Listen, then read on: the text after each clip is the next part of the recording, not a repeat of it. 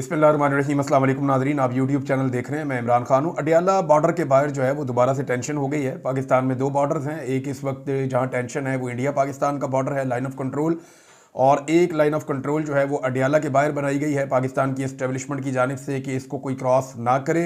और काफ़ी वहाँ पर गिरफ्तारियाँ, तशद्दुद, धक्कम पेल, वहाँ पर MNAs और MPs मौजूद थे। कुछ ख़वातीन पर तशद्दुद भी हुआ है और ख़वातीन को जो है वो धक्के भी मारे गए हैं। सुहेल अफरीदी जो सूबाई वज़ीर हैं खैबर पख्तूनख्वा के, उनको बालों से पकड़ कर घसीट कर गिराया गया और फिर उसे घसीटते रहे। वहाँ पे शाहिद खटक मौजूद थे, साहबजादा हामिद रज़ा, इन लोगों पर भी तशद्दुद हुआ, धक्कम पेल हुई और कारकुनों को गिरफ्तार भी किया गया, कारकुनों पर लाठी चार्ज भी किया गया, ख़वातीन के साथ भी बेहुरमती और बदतमीज़ी की गई। इमरान खान साहब की बहनें उन्हें मिलने के लिए पहुँची थीं। अच्छा, इससे पहले कि मैं ये सारा सिनेरियो आपके सामने और तफसील के साथ रखूँ, ज़रा ये आप एक जुमला सुने। और ये बोल कौन रहा है? ये पाकिस्तान का इंफॉर्मेशन मिनिस्टर बोल रहा है। और बोल कहाँ रहा है? पाकिस्तान की कौमी असेंबली में। ये सुने आप। बात की कायल है, मुझे जो पूछेगा मैं उसे कहूंगा कि इमरान खान भी उतना अच्छा जितनी हमारी लीडरशिप अच्छी है, क्योंकि आज बात पाकिस्तान की है। आपस में लड़ने के लिए बहुत टाइम है, महीने बाद लड़ लेंगे, 2 महीने बाद लड़ लेंगे, तो मेरा गिरबान पकड़ लेना, मैं तुम्हारा गिरबान पकड़ लूंगा। लो जी, ये इंफॉर्मेशन मिनिस्टर कह रहा है कि इमरान खान अच्छा है और हम आपस में नहीं लड़ना चाहते, और कौमी यकजहती की बात कर रहा है इंफॉर्मेशन मिनिस्टर कौमी असेंबली में खड़ा होकर। अब ये अगर आप इसको सुने और इसको सुनने के बाद आप ये वाली तस्वीर और मनाजिर देखें, ये जो अब आपको नजर आ रहे हैं, इनको देखें तो फिर आपको क्या समझ आती है कि इस शख्स ने जो बात की है वो बात क्या है? वो बात है, यानी आपके दिमाग में जो वाहिद लफ्ज आएगा वो आएगा मुनाफकत का, कि ये मुनाफकत है। यानी अपने मुंह से कहना कुछ और करना कुछ और। भाई, अगर कौमी यकजहती करनी है और इमरान खान अच्छा है और आप इस वक्त लड़ाई नहीं करना चाहते, मुल्क को इकट्ठा करना चाहते हैं, तो ये अडियाला के बाहर तमाशा क्यों लगाया हुआ है एस्टेब्लिशमेंट ने और आपने मिलकर? सिर्फ वजह यह है कि इमरान खान साहब की मुलाकात ना हो सके। देखें, मैं एक चीज नोट कर रहा हूं कि अगर आप पाकिस्तान के खिलाफ है ना, या आप पाकिस्तान के दुश्मन हैं, तो आपके साथ कानून के मुताबिक सलूक होता है इस मुल्क में। यानी कुलभूषण यादव को ले लें, सरबजीत सिंह को ले लें, मनजीत सिंह को ले लें, या नरेंद्र मोदी को ले लें, या बाकी लोगों को आप ले लें, जो लोग भी पाकिस्तान के खिलाफ हैं या पाकिस्तान के साथ दुश्मनी करते हैं, उनके साथ कानून के मुताबिक सलूक होता है। जैसा कि कुलभूषण यादव है। कुलभूषण यादव की मुलाकात उनकी फैमिली के साथ बड़े अच्छे माहौल में, इन्वायरमेंट में करवाई जाती है। बड़े शानदार तरीके से पूरे प्रोटोकॉल्स हैं उसके, और उनके मुताबिक मामला देखा जाता है, क्योंकि वो पाकिस्तान का दुश्मन है। पाकिस्तान का दुश्मन होना पाकिस्तान में कोई बहुत बड़ी बात नहीं है। अगर आप एस्टेब्लिशमेंट के खिलाफ हो गए हैं, या एस्टेब्लिशमेंट आपकी दुश्मन बन गई है, या एस्टेब्लिशमेंट के मफादात के सामने आकर आप खड़े हो गए हैं, या आपको लगता है कि एस्टेब्लिशमेंट मुल्क के साथ ज्यादती कर रही है, तो फिर आपके साथ कानून के मुताबिक नहीं निपटा जाएगा। फिर जुल्म होगा, जबर होगा, फस्तायत होगी, ना कोई आइन को माना जाएगा, ना कानून को माना जाएगा। फिर आपके साथ इंसानियत सोच सलूक किया जाएगा। तो कितना बड़ा फर्क है। यानी पाकिस्तान के अंदर पाकिस्तान से दुश्मनी करना, इसकी कोई कीमत नहीं चुकानी पड़ती, लेकिन पाकिस्तान के अंदर जब आप एस्टेब्लिशमेंट के साथ मत्था लगा लेते हैं तो आपको उसकी कीमत चुकानी पड़ती है, क्योंकि पाकिस्तान की एस्टेब्लिशमेंट ये समझती है कि मुल्क से ज्यादा वो खुद इंपॉर्टेंट हैं। मुल्क के बारे में आप कुछ भी करें, कोई डंडा नहीं चलेगा। मुल्क को आप लूटें, करप्शन करें, बेईमानी करें, आपके एस्टेब्लिशमेंट के साथ ताल्लुकात ठीक होने चाहिए। आप जो मर्जी करें, आप मनी लॉन्ड्रिंग करें, आपके एस्टेब्लिशमेंट के साथ ताल्लुकात ठीक होने चाहिए। आप इंडिया का साथ दें, आपके एस्टेब्लिशमेंट के साथ ताल्लुकात ठीक होने चाहिए। आप नरेंद्र मोदी के खिलाफ एक लफ्ज ना बोले, लेकिन आपके एस्टेब्लिशमेंट के साथ ताल्लुकात ठीक होने चाहिए, तो मामला चलेगा। लेकिन अगर आप नरेंद्र मोदी के खिलाफ भी बोलें, आप जितने मर्जी ईमानदार हैं, जितने मर्जी मुहिब वतन हैं, आप पाकिस्तान के लिए जान भी कुर्बान कर दें अरशद शरीफ की तरह, लेकिन अगर आपकी एस्टेब्लिशमेंट के साथ मुखालफत हो गई है, तो फिर आप गद्दार भी हैं और आपके खिलाफ हर तरह की वो फस्तायत और जबर और जुल्म किया जाएगा जिसका आप तसव्वुर भी नहीं कर सकते। तो इसका मतलब सादा सादा ये है, जो मुझे समझ आया, कि पाकिस्तान में पाकिस्तान की एस्टेब्लिशमेंट के मफादात पाकिस्तान के मफादात के ऊपर रखे जाते हैं। पाकिस्तान से ज़्यादा मुकद्दम पाकिस्तान की एस्टेब्लिशमेंट को अपने ज़ाती मफादात और अपना वजूद है पाकिस्तान की, तो ऐसा लगता है, उन्हें लगता है। खैर, अब नाज़रीन, ये एक मुलाकात के लिए जब पहुंची अलीमा खान साहिबा और बाकी लोग, तो अलीमा खान साहिबा ने एक ट्वीट भी किया, वो भी मैं आपको पढ़ के सुना देता हूँ उर्दू में ट्रांसलेट करके। उन्होंने कहा, जी ये जो 7 हफ्ते गुजरे हैं कि इमरान खान साहब की उनकी फैमिली से मुलाकात नहीं करवाई गई, इसमें तुम्हें ये रियलाइज हो जाना चाहिए कि इमरान खान की फैमिली उसको डील करने से नहीं रोक रही, या अगर इमरान खान साहब अगर डील नहीं कर रहे तो ये इन्फ्लुएंस या दबाव उनकी फैमिली की तरफ से नहीं है कि डील ना करना। ये खुद इमरान खान का अपने प्रिंसिपल्स हैं, उसके अपने उसूल हैं, और वो हमेशा इनके ऊपर खड़ा रहेगा और वो जेल से बाहर नहीं आएगा। वो खुद कहता है जब तक कि वो अपने सारे मामलात को क्लियर नहीं कर लेता। वो सिर्फ अल्लाह ताला से डरता और किसी से नहीं डरता। और कोई भी आइसोलेशन, उसको अकेला रखना, उसको कैद तन्हाई में डालना और कैद में जबर करना उसको तोड़ नहीं सकेगा। आप उसको नहीं तोड़ सकेंगे, उसके अज़म को आप नहीं तोड़ सकेंगे। लिहाजा अपना वक्त ज़ाया मत करें। इमरान खान की फैमिली को इमरान खान से मिलना अलाउ करें, उसकी इजाज़त दें। अब ये बात की है अलीमा खान साहिबा ने एक ट्वीट करते हुए अंग्रेजी में। मैंने आपको बता दिया कि इमरान खान साहब की बहन का इस बारे में क्या सोचना है, लेकिन मेरे ख्याल में थोड़ा सा वो अभी भी अंडरस्टैंड नहीं कर रहे। वजह यह नहीं है कि इमरान खान को तोड़ना है फैमिली से ना मिलवा के, वजह कुछ और है। जो मुझे वजह समझ आ रही है वो ये है कि एस्टेब्लिशमेंट नहीं चाहती कि इमरान खान साहब का कोई मौके बाहर आए। वो इमरान खान को, उनके कद को नीचा करना चाहती है, उन्हें कमजोर करने के लिए उनके कद को नीचा करना चाहती है, अवाम से, अवाम की नजरों से उन्हें ओझल रखना चाहती है, उनका कोई बयान बाहर ना आए, उनकी रेलिवेंस कम करना चाहती है। यानी मुझे तो बाद वक़्त ऐसा लगता है कि एस्टेब्लिशमेंट ने ये जो जंग का माहौल बना है इसे आर्मी चीफ की प्रमोशन के एक मौके के तौर पे लिया है। ये जो इंडिया के साथ आपका पंगा पड़ गया ना, एक जंग वाला माहौल बन गया। ऐसा लगता है कि पाकिस्तान की एस्टेब्लिशमेंट ने इसे अपने आर्मी चीफ की प्रमोशन के लिए एक मौके के तौर पे लिया है। अगर ऐसा नहीं है तो इमरान खान साहब का एक स्टेटमेंट आप बाहर आने दें, आर्मी चीफ बहुत पीछे चले जाएंगे। इमरान खान एक ट्वीट करते हैं या उनका एक स्टेटमेंट बाहर आता है या वो अंदर से बैठ के जेल में कोई एक बात करते हैं, वो बात बाहर पहुंचते ही पाकिस्तान में सारे लोग इररेलेवेंट हो जाते हैं। यही एक वजह है क्योंकि आजकल आर्मी चीफ की प्रमोशन का काम बहुत तेजी से जारी है, क्योंकि 2025 के नवंबर में उन्होंने रिटायर हो जाना है अपनी सीट से। जो कानून के मुताबिक था वो तो उन्होंने रिटायर हो जाना था। अभी इन्होंने कोई कानून बदलवा लिया है, आर्मी चीफ की सीट की मुद्दत ही 5 साल कर दी है। तो उसूलन तो उन्होंने 2025 के नवंबर में रिटायर हो जाना था, लेकिन ऐसे माहौल में अब उनकी प्रमोशन की जा रही है, प्रोजेक्शन की जा रही है, और ये जो माहौल अभी बना हुआ है जंग वाला, इसको एक अपॉर्चुनिटी के तौर पे लिया जा रहा है। मुझे तो कभी ऐसा लगता है कि पाकिस्तान की रियासत बाय डिज़ाइन भारत को सपोर्ट कर रही है। और पहले तो देखें ना, नंबर एक बात तो यह है कि जो भारत की तरफ से ललकारा गया नरेंद्र मोदी की तरफ से, उस ललकार का जवाब ही नहीं दिया। ना नवाज शरीफ ने, ना शहबाज शरीफ ने, ना मरियम ने, शरीफ खानदान में से किसी ने जवाब नहीं दिया। मोदी को जवाब देते हुए वो डरते, मोदी को वो जवाब दे नहीं सकते। हत्ता के हालात यहां तक पैदा हो गए हैं कि अगर आप मोदी के खिलाफ खड़े होकर कौमी असेंबली में तकरीर करें तो आपकी तकरीर भी नहीं चलाई जाती, वहां पे कट लगा दिया जाता है। आप इंडिया की, मोदी की, भारत की बात करें, आबी जारहियत की बात करें, आप इन चीज़ों पे जैसे ही बात करते हैं कौमी असेंबली के अंदर आपकी तकरीर काट दी जाती है पोजीशन की। वो ये गिला कर रहे हैं। साहबजादा हामिद रजा साहब ने इस पे ट्वीट करके बताया कि पीटीवी पर मेरी तकरीर किन अल्फाज की वजह से रोकी गई, जरा ये सुने आप। मोदी रास्कल है, गुजरात का कसाई है, बेशरम और बेगैरत है, मुसलमानों की नस्लकुशी में मुलव्वस है, और मोदी को बगैर वीजा जाती उम्रा बुलाकर पग पहनाने वाली शरीफ फैमिली के मुंह से अब तक क्यों एक लफ्ज नहीं निकला। यह है मेरी कौमी असेंबली की तकरीर के वो चंद अल्फाज जिनकी वजह से पाकिस्तान टेलीविजन पर मेरी तकरीर रोक दी गई। किस कौमी यकजहती की बात करते हैं? उमर अयूब खान, अली मोहम्मद खान, आदिल बजई, और मेरी तकरीर सिर्फ इसलिए लाइव कट कर दी गई, नहीं सुनाई गई कि वो हिंदुस्तान के खिलाफ थी और इमरान खान को एपीसी में बुलाने पर थी। अब सवाल है कौन है वो इंडिया का यार जो ये बातें नहीं सुन सकता। मोदी का जो यार है गद्दार है, गद्दार है। ये साहबजादा हामिद रजा साहब ने ट्वीट किया, बड़ा खुलकर उन्होंने बताया कि जनाब आप, ऐसा नहीं है कि आप नवाज शरीफ से कह रहे हैं कि वो मोदी के खिलाफ बात करें या आरएसएस की आइडियोलॉजी पे बात करें या भारतीय जारहियत के ऊपर उनकी ललकार का मुंह तोड़ जवाब दे। ऐसा नहीं है कि वो ना करें। ये अगर हम भी ये करते हैं तो हमारी आवाज़ भी दबा दी जाती है। यानी एक तरह से रियासत शायद ये साबित कर रही है कि आप जवाब दें ही ना मोदी की ललकार का या भारत की जारहियत का।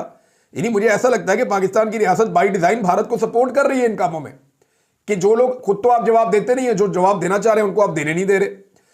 अच्छा, साथ में पानी रोक दिया भारत ने, आपने कुछ नहीं किया। देखें, हमें यह बात माननी पड़ेगी, तस्लीम करनी पड़ेगी कि जनरल ज़िया-उल-हक के दौर में जनरल परवेज मुशर्रफ के दौर में, जनरल कियानी के दौर में, जनरल राहील शरीफ के दौर में और जनरल बाजवा के दौर में भारत ने स्ट्रक्चर्स बनाए हैं पाकिस्तानी पानियों के ऊपर, जिनमें बगलियार डैम भी है, सलाल डैम भी है, किशनगंगा डैम भी है, दीगर डैम में उनके ऊपर काम भी हो रहा है। अभी जनरल आसिफ मुनीर के दौर में भारत ने मकबूजा कश्मीर में 2 हाइड्रो पावर प्रोजेक्ट्स के ऊपर काम शुरू कर दिया है। और ये इन्फॉर्मेशन पाकिस्तान समेत दुनिया भर के अखबारात में और हर जगह पे ये इन्फॉर्मेशन छपी भी है कि सिंध ताश मुआहदे को मुअत्तल करने के बाद भारत ने बाकायदा मकबूजा कश्मीर के अंदर 2 नए हाइड्रो पावर प्रोजेक्ट्स के ऊपर काम कर दिया, जिनकी फिजिबिलिटी इन्होंने पहले से बनाई हुई थी।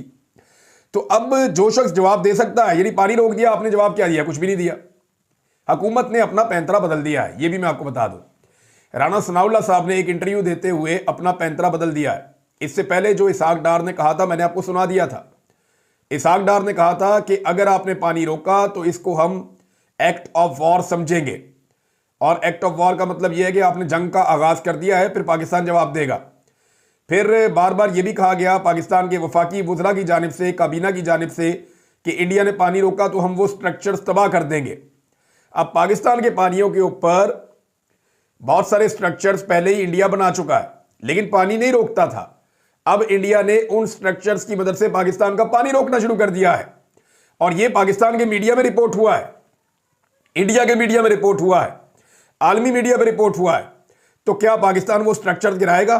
बजाय इसके कि उन स्ट्रक्चर्स को हटाने के पाकिस्तान अपना पानी खुलवाए, पाकिस्तान ने अपना पैंतरा बदल दिया है। वो राना सनाउल्लाह ने स्टेटमेंट दिया, उन्होंने कहा जी कि अगर कोई इंडिया नया स्ट्रक्चर बनाएगा तो हम उसको निशाना बनाएंगे।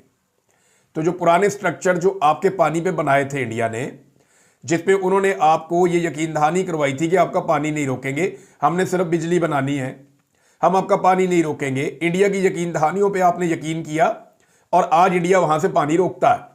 हालांकि सिंध ताश मुआहदे के मुताबिक भारत को कोई हक नहीं था कि वो यहां पे किसी किस्म का कोई स्ट्रक्चर बनाता, लेकिन उन्होंने बनाए। अब आपका पानी रोक लें, आप गिराएं, स्ट्रक्चर कैसे गिराएंगे आप? देखिए, राणा सनाउल्लाह साहब ने तो बात ही बदल दी ना। उन्होंने कहा नया स्ट्रक्चर बनाएंगे तो हम रोकेंगे, पुराने वालों से वो पानी रोक रहे हैं तो उसके ऊपर उनका जवाब ही कोई नहीं है। तो नादरीन, ये है सूरत हाल के एक तरफ वो ये कहते हैं कि हम कौमी यकजहती करना चाहते हैं मुल्क में, दूसरी तरफ जो सबसे बड़ा लीडर है जो जवाब दे सकता है भारत को, उसे बदनीयती से बंद किया हुआ है और उसका पैगाम भी बाहर नहीं आने दे रहे। यानी इमरान खान साहब का पैगाम बाहर आ जाता है तो बात कहां से कहां पहुंच जाती है। लेकिन जब इमरान खान का पैगाम बाहर आ जाता है ना, तो पाकिस्तान की मिलिट्री एस्टेब्लिशमेंट और उसके जो बड़े बड़े किरदार जिन्हें बहुत ऊंचा उठाया जा रहा है, वो बहुत नीचे चले जाते हैं। असल में इमरान खान का सबसे बड़ा कसूर यह है कि वो बोनों के देश में देवकामत शख्सियत है। ये सारे बोने हैं ना, ये एस्टेब्लिशमेंट के अंदर जितने लोग काम कर रहे हैं छोटे छोटे बोने हैं, ये जितने सरकारी मुलाजमीन हैं ये छोटे छोटे बोने हैं, ये जितने आपके सियासतदान हैं वो छोटे छोटे बोने बन गए इमरान खान के सामने। अल्लाह रब्बुल इज़्ज़त ने उसको एक देवकामत सियासी शख्सियत बना दिया है। अब पाकिस्तानी उसी की बात करते हैं, उसी की बात सुनते हैं, उसी की तरफ अड्डियां उठा उठा के देखते हैं कि जनाब ये आदमी को फैसला करेगा तो हमारी किस्मत बदलेगी। तो ये तो अल्लाह ताला ने उसको दिया ना मुकाम, तो आप उससे ये छीन नहीं सकते। अब उन्होंने तरीका ये इख्तियार किया कि इमरान खान को आइसोलेट कर दो, दूर कर दो, अलग कर दो, लिहाजा इमरान खान की कोई बात ही बाहर ना आए। अब फाइनली जब मैं ये वीडियो कर रहा हूं, थोड़ी देर पहले इत्तला आई है कि अलीमा खान साहिबा के अलावा उनकी 2 बहनों को और एक कासिम खान को, इन 3 लोगों को इजाज़त दी गई है इमरान खान साहब से मिलने की। पहले भी इन्हें इजाज़त दी गई थी, जेल के दरवाजे तक बुलाया गया, बैठा के वापस भेज दिया गया, इमरान खान साहब से मुलाकात नहीं करवाई गई। देखना यह है कि अब ये मुलाकात होती है या नहीं होती, लेकिन खबर तो यह आई है कि उन्हें मुलाकात के लिए इजाज़त दी गई है। अगर इजाज़त हो जाती है, वो जाके मिलते हैं, इमरान खान साहब कुछ कहते हैं, वो बाहर आके खबर देते हैं, तो फिर सिचुएशन हमें पता चलेगी कि होता क्या है। अब नाज़रीन, पाकिस्तान ने अपना दिफाई बजट हंगामी तौर पर 18% मजीद बढ़ा लिया है। पाकिस्तान एक गरीब मुल्क है, कमज़ोर मुल्क है मईशत के एतबार से, तो पाकिस्तान ने अपना दिफाई बजट हंगामी तौर पे 18% बढ़ा लिया है। इसके ऊपर IMF का भी रद्दअमल आएगा, पाकिस्तान के ऊपर भी बड़े असरात होंगे। पाकिस्तान में जो तरक्याती बजट है उसके अंदर बहुत बड़े बड़े कट लगेंगे, आपके तरक्याती प्रोग्राम रुक जाएंगे। तो ये सारा कुछ रोकने के बाद पाकिस्तान का दिफाई बजट हंगामी तौर पर 18% बढ़ाने का फैसला किया गया। क्योंकि देखें, जब आपके सर्वाइवल का मामला होता है ना, आपकी बका का मामला होता है, तो फिर आप अपना पहला पैसा जो है वो अपने दिफा के ऊपर आप लगाते हैं, आप अपनी जंग की तैयारी करते हैं और आप कोशिश करते हैं कि आप अपना दिफा मजबूत करें। अब भारत ने पाकिस्तान का पानी रोका है, हमने अपना बजट दिफाई बढ़ा दिया है 18%। पाकिस्तान पीपल्स पार्टी ने, PMLN ने, सबने मिलकर इस फैसले के ऊपर अमल कर दिया है कि जी हंगामी तौर पे बजट बढ़ाने का फैसला किया गया है। तो अब हमें अपना पानी जो है वो भारत से महफूज रखना है, और यही वो मसला है जो बड़े लंबे अरसे से पाकिस्तान को फेस करना पड़ रहा था, पानी का मसला। और इसके बारे में बहुत सारे लोग जो है वो अक्सर ये कहते रहते थे कि पाकिस्तान और भारत के बीच में खुदा ना खास्ता अगर कोई फैसला कुन लड़ाई हुई तो वो पानी के मामले के ऊपर होगी, क्योंकि पानी भारत रोकेगा और पाकिस्तान इसे बर्दाश्त नहीं कर सकेगा। नादरीन, एक और डेवलपमेंट हुई है, लेकिन पहले मैं आपको तहरीक तहफ़्फ़ुज़ आईन पाकिस्तान के कुछ बड़े अहम नुकात हैं वो आपको मैं पढ़ के सुना दूँ। नादरीन, अपोजिशन का जो इत्तेहाद है उसका नाम है तहरीक तहफ़्फ़ुज़ आईन पाकिस्तान। अब उन्होंने अपना एक एजेंडा दिया है जिस एजेंडे के तहत ये तहरीक को आगे लेकर चलेंगे।